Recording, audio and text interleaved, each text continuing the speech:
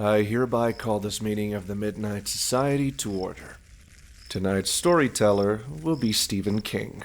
Submitted for the approval of the Midnight Society. I call this story The Tale of the Creepy Small Town with a Spooky Secret. Is the town in Maine? No! Yes. Is the main character a writer? No! Yes. Is it you? No, this main character is named Kevin Sting. Submitted for the approval of the Midnight Pals. Created by Bitter Corella.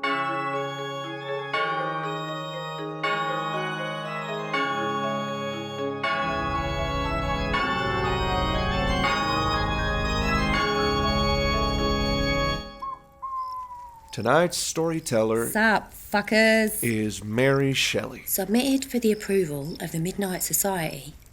I call this story The Tale of the Tortured Hot Scientist Who Created a Totally Hot Monster. Damn, hot monster? This is good. Why is there a girl here? Howard.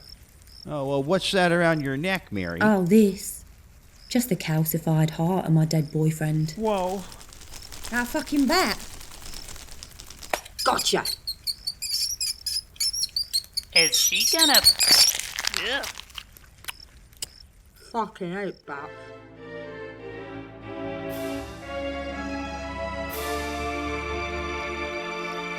Tonight's story will be told by H.P. Lovecraft. Howard. Submitted for the approval of the Midnight Society? I call this story The Tale of the Dusky Foreigner. No! Howard. Oh, I mean, the Indescribable Eldritch Abomination. Can you describe it? Oh, yeah, it looked, spooky. Like an Italian. Howard. Shut the fuck up, Howard.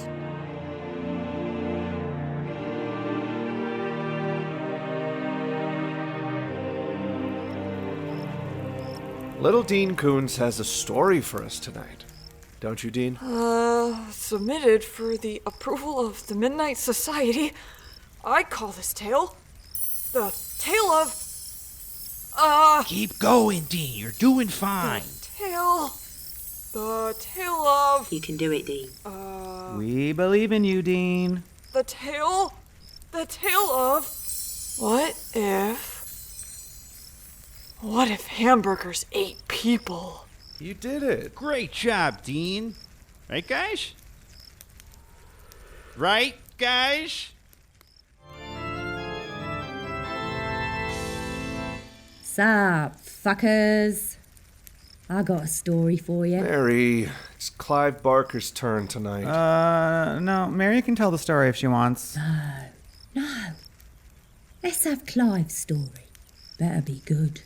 Edgar, you said Mary Shelley wasn't allowed to bring a switchblade to... Ah! Go on, Clive. Submitted for the approval of the Midnight Society. I call this story The Tale of the Horny Ghost Who Liked to Fuck. Yeah, go on. Let's hear that one.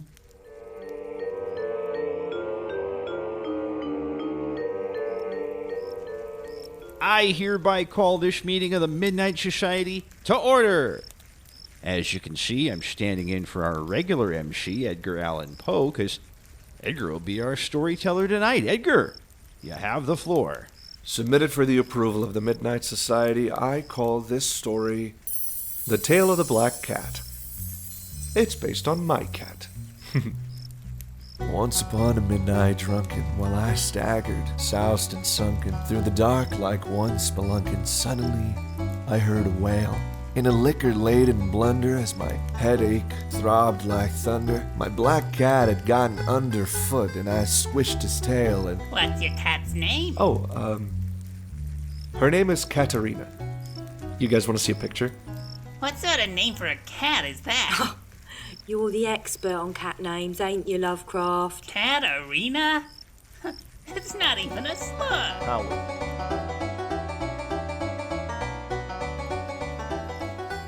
Tonight's storyteller is Anne Rice. Submitted for the approval of the Midnight Society. You got this, Anne. I call this story The Tale of My OTP, the Sad Vampire and the Devil. Isn't the devil a bad guy? No, he's misunderstood. He has one blue eye and one red eye to symbolize his conflicted nature. Oh, so if you want to show that a character is bad or corrupt or from hell, you just give him a disability? Huh. I'm gonna use that. And the Sad Vampire isn't like other vampires. Other vampires are superficial and only care about shopping. But Sad Vampire reads books and drinks tea. Not blood? Oh no, blood too. What's wrong with you, Sad Vampire? Said the devil. One minute you're all over me, and the next you hate me. And the Sad Vampire, facing away from the devil so that none may see his manly tears, replied, "No, the devil, I never liked you." I have an important question. Yes, Clive, they're going to. Score. Oh, and the devil has one demon wing and one angel wing.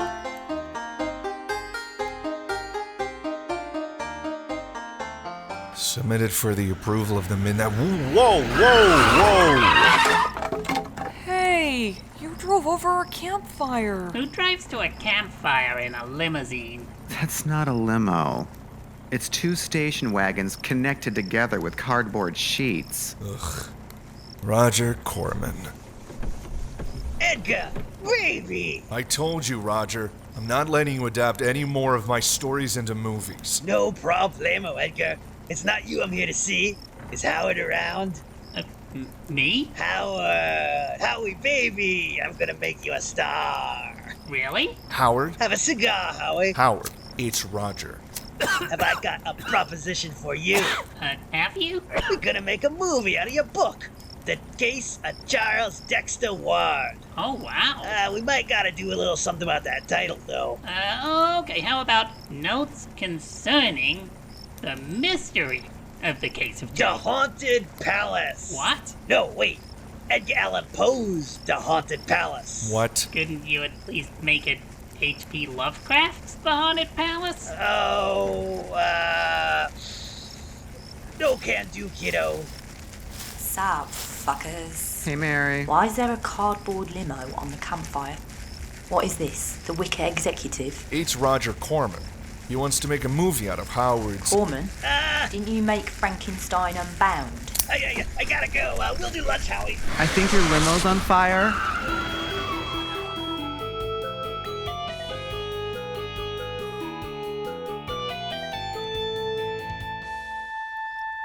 Tonight's storyteller Hola! is Robert Louis Stevenson. Submitted for the approval of the Midnight Society, I call this story The Tale of the Bottle Imp. A bottle imp? Yeah, it's like an imp that lives in a bottle, and it grants wishes. So, a genie? No, it's not a genie. Totally different vibe. Because the wishes this bad boy grants come with a terrible curse. Oh, it's the monkey's paw. No, it's not the... Okay, it's kind of like the monkey's paw. But here's the rad twist. If you die while you have the bottle in your possession, your soul goes to hell. Oh no. That's right, oh no. And the only way to get rid of the bottle is to sell it for less than you paid for it. So like, one dude buys it for $1 and sells it to a lady for 50 cents. And another guy buys it for $0.25. Is this a COD economics lesson disguised as a horror story? Because if I wanted to listen to Dan Simmons, I wouldn't have broken his jaw last time. No. Anyway, the price gets lower and lower until some doofus buys it for 2 cents. And now he's furious because he can't get rid of it. Whoa, Robert, you just invented NFTs. I'll buy it. What? I mean, the value's bound to go up eventually, right? Right? Exactly, man. The digital collectible damnation market is primed for a rebound.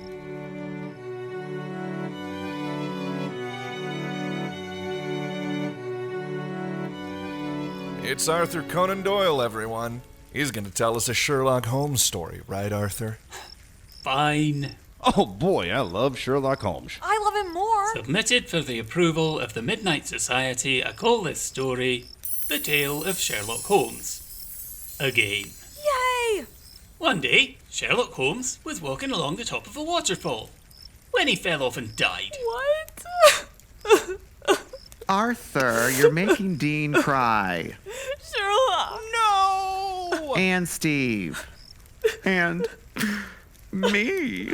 Oh, don't worry about that, because who should come along then but Professor Challenger? Ah, for Pete's sake. Professor Challenger stroked his manly beard, turned to his tiny obedient wife, Arthur? and said, "You know, I bet there's fairies in this waterfall." Everyone hates Professor Challenger. They're just jealous because he's so popular. Arthur, I'm very disappointed. Then Sherlock Holmes got better. Yay!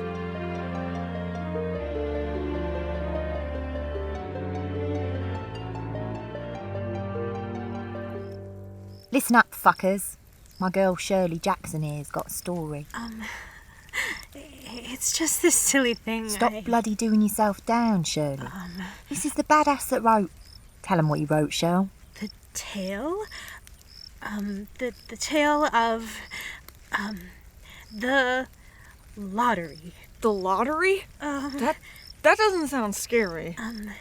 But in this lottery, like, instead of winning $1 million or whatever, if you win, they sort of stone you and your family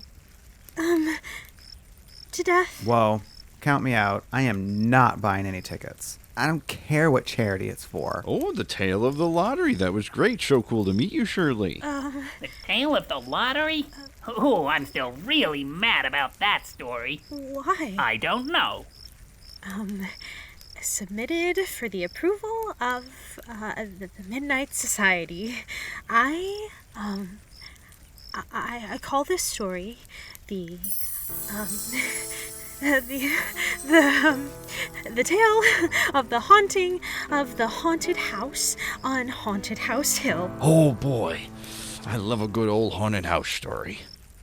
So there's this, eccentric millionaire paranormal investigator, and he invites a ragtag group of unconnected misfits from across the country to spend a week in his haunted house. Bit of a trope, but okay. It's a trope because Shirley made the tropes. Don't listen to him, Shirley.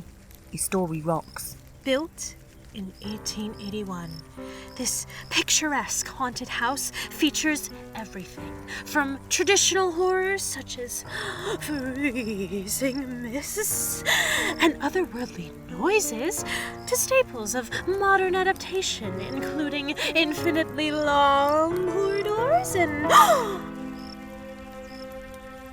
fake jump scares.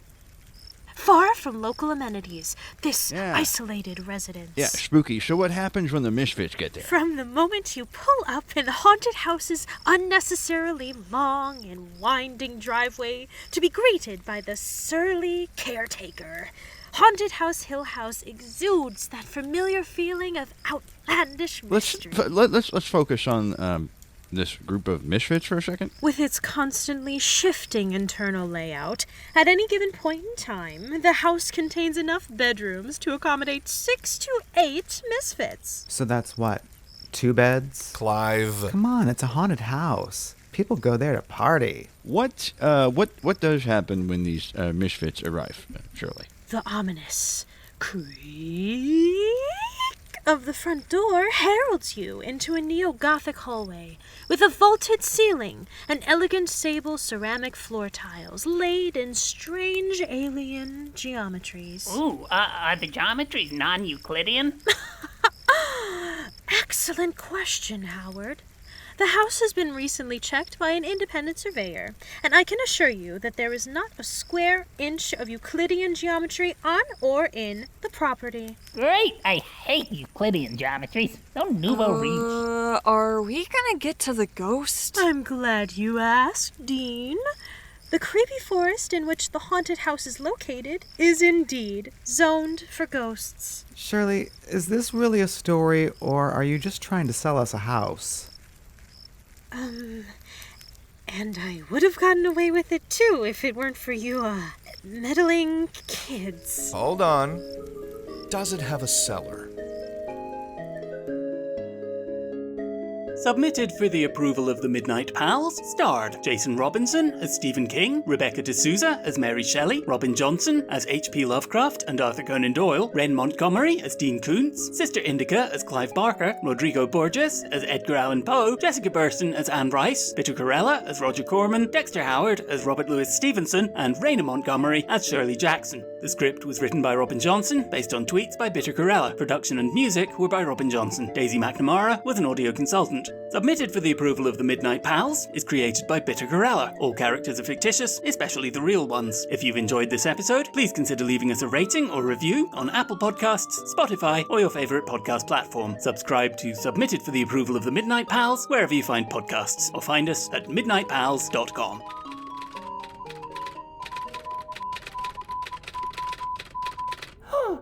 All my imps are gone.